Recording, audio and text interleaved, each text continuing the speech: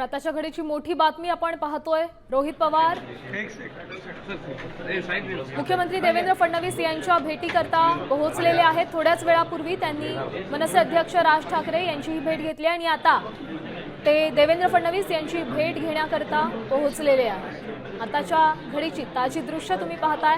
रोहित पवार यांनी खरं तर विमान कंपनीवर गुन्हा दाखल करण्याची एफआयआर दाखल करण्याची मागणी केलेली आहे। अनेक दिवसांपासून ते बीएसआरवर अनेक आरोप करतायत आणि याच संदर्भात त्यांनी राज ठाकरेंची देखील भेट घेतली। थोड्याच वेळापूर्वी ते राज ठाकरेंच्या निवासस्थानी पोहोचले होते आणि आत्ताची मोठी बातमी म्हणजे रोहित पवार फडणवीसांच्या भेटीसाठी पोहोचलेले आहेत आणि आत्ताच्या घडीची ही ताजी दृश्य तुम्ही साम टीव्हीच्या माध्यमातून पाहताय।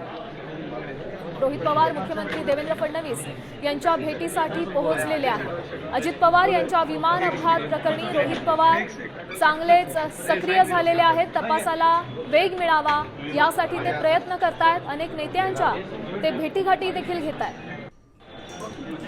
अजित पवार अपघात प्रकरणी तपासात आम्हाला कुठेही न्याय मिळत नाहीये असा देखील रोहित पवारांनी अनेकदा आरोप केलेला आहे। बीएसआर कंपनीवर आरोप केलेला आहे, डीजीसीएवर आरोप केला आहे आणि त्याच संदर्भात त्यांनी राज्यातल्या इतर अनेक महत्त्वाच्या नेत्यांच्या भेटीगाठी घेतल्या आहेत आणि आत्ताच्या महत्त्वाची घडीची ही बातमी आपण पाहू शकतो। मुख्यमंत्री देवेंद्र फडणवीस यांना ते भेटण्याकरता पोहोचलेले आहेत।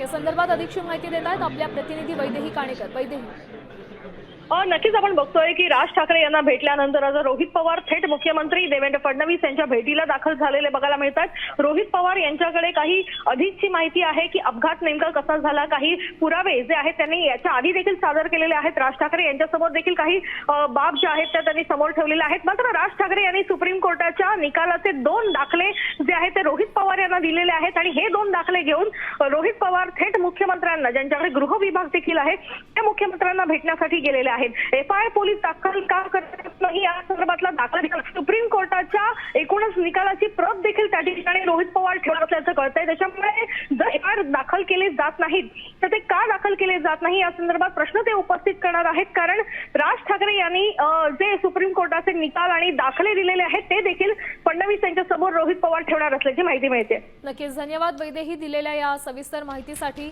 तर मुख्यमंत्र्यांसोबत भेट झाल्यानंतर रोहित पवार पुढची काय आपली भूमिका मांडतात ते पाहणंही महत्त्वाचं आहे।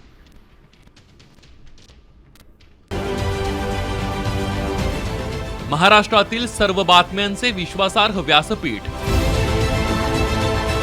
सकाळच्या सर्व सोशल मीडिया प्लॅटफॉर्मला लाईक, फॉलो आणि सबस्क्राईब करा। तसंच सर्व नोटिफिकेशनसाठी बेल आयकॉन प्रेस करायला विसरू नका।